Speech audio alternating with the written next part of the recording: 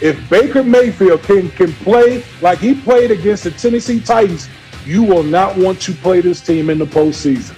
We will talk more about them as well. Meantime, Shefty, I saved the best for last. I'm getting some notes here. My sources tell me that you have the number 1 overall pick in your NBA fantasy draft. Who are you going to talk? Yeah, I'm going to go with the Rams because of that defense. It's ferocious. Look, I think a lot of defenses are going to be what are driving a lot of these contenders this year.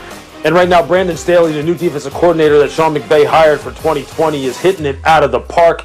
He's got he's got 2 guys who are favorites to be NFL Defensive Player of the Year, and Aaron Donald and Jalen Ramsey right now. So that's where I'm going to bank on heading here down the stretch. That defense rules the day.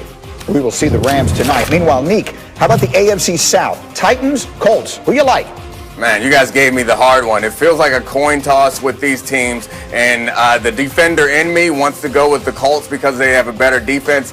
But I feel like in this situation, what's more important is the strength of schedule going forward, and I feel like the Titans have an easier way to go. They'll win enough games. Right now, they hold the tiebreaker. I think they'll win the division. I mean, how about, Damien Woody, the much-maligned NFC East? Giants, Washington, who you like? Greedy, I like the New York Football Giants. Joe Judge has his team playing hard, playing well, particularly on the defensive side of football. I love what they're doing defensively. This is a hard-nosed football team, and they get Daniel Jones back and get him playing well and taking care of the football. I like their chance of winning that division. Okay, well, let me then say the last thing in the world you would have been expecting to hear me say. But this much-maligned division that may very well be as bad as any we've ever seen has an excellent chance, let me repeat that, an excellent chance of getting 2 teams into the playoffs. Right now, you see the Giants have a 57% chance and Washington a 41% chance. Let me just explain to you what could happen this weekend, okay? There are 3 games that I will just go through for you very quickly right now. Minnesota plays Tampa Bay. Arizona plays the Giants. Washington plays San Francisco. I think the likeliest outcome from those 3 is that Tampa, the Giants, and Washington all win. If they do, then the Giants and Washington would have the same record as the teams that would currently be in the final wild card spot. So, Louis Riddick, we have made fun of this division all year long. They may very well wind up getting 2 teams into the playoffs. What do you think? Yeah, I see where you're going with this. I don't think that ultimately that's going to happen, but I will say this. You have to tip your cap both to the Giants and to the Washington football team right now because of one thing, and that is obviously defensive play for both of these teams has just ticked up in a big way. Big investments on that side of the football.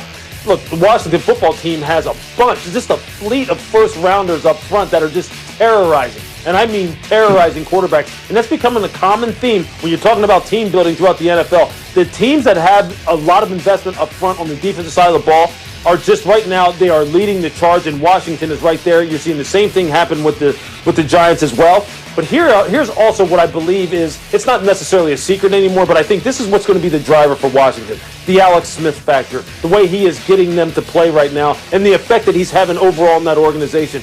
If Daniel Jones isn't able to stay healthy, I give the nod to the Washington football team as far as winning the NFC East. And both of these teams right now, from an organizational standpoint, the people who are making pure football decisions, they're doing a great job. Dominique, some team is going to wind up having to go into either New York or New Jersey or Washington and play one of those teams in the first round of the playoffs. Will that NFC East champion be a team that'll scare people that they're not going to want to go play?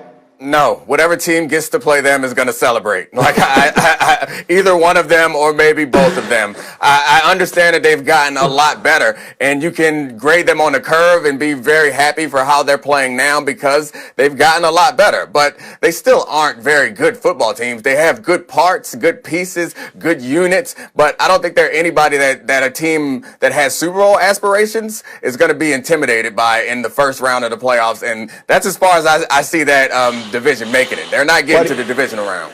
What do you think, D-Wood? Do you agree with that? Is that a one and done for both those teams regardless? I don't agree with that because I think so much about the playoffs is about momentum going into the playoffs. You know, we can look at the record and we can laugh at the NFC East, but if these teams go into the postseason with momentum, shoot, anything can happen. I mean, just go back to, when the Seattle Seahawks beat the New Orleans Saints when they had a losing record. You know, that's what I look at it. It's all about momentum when you get into the tournament, baby. Look, at the end of the day, the Giants just went to Seattle with Colt McCoy at quarterback and beat Russell Wilson and the Seahawks. If they can do that, Nick, what can't they do?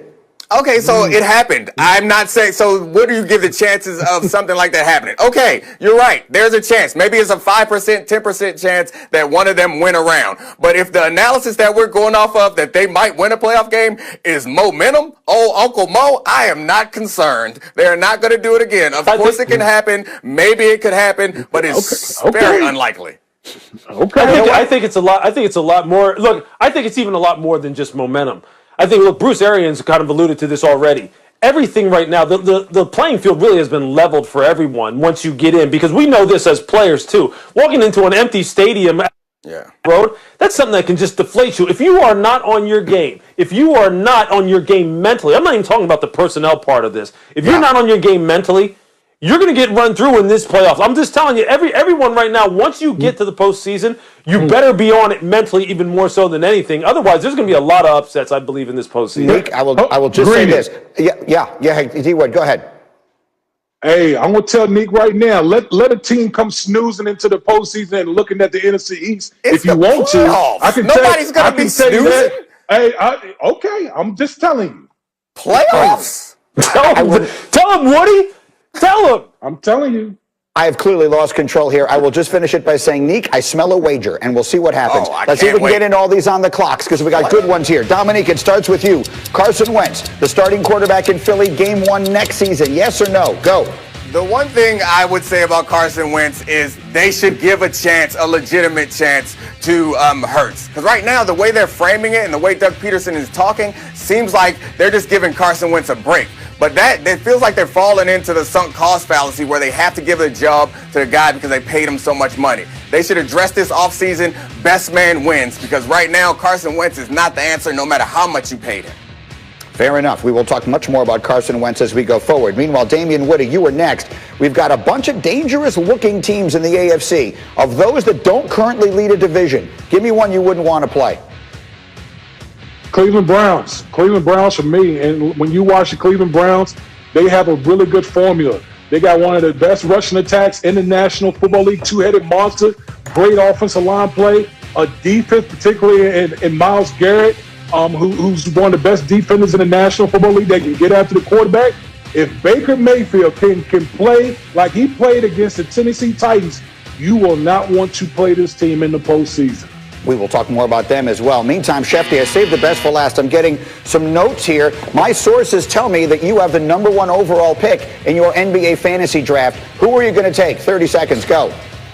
Well, let me say this. It has brought me an disproportionate amount of joy to have that #1 pick. And I was planning to take and intending to take Luka Doncic, and Hembo has freaked me out this morning that Luka had a lot of turnovers last year and his ranking's way down. I still want to take him. I still plan to take him. I love the guy. I was going to take him last year in the first round when his ADP, average draft position, was about 20. I was going to take him at 11, and Stephania Bell sniped me one spot in front of me. I hadn't gotten over it all year long. I waited 1 year to draft Luka. I'm finally there. I get my opportunity 1 week from tonight. And I'm telling you, Greeny, few things bring me more joy than NBA fantasy basketball. Take Doncic.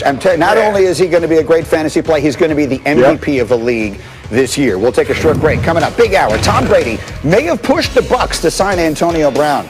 We've got some numbers.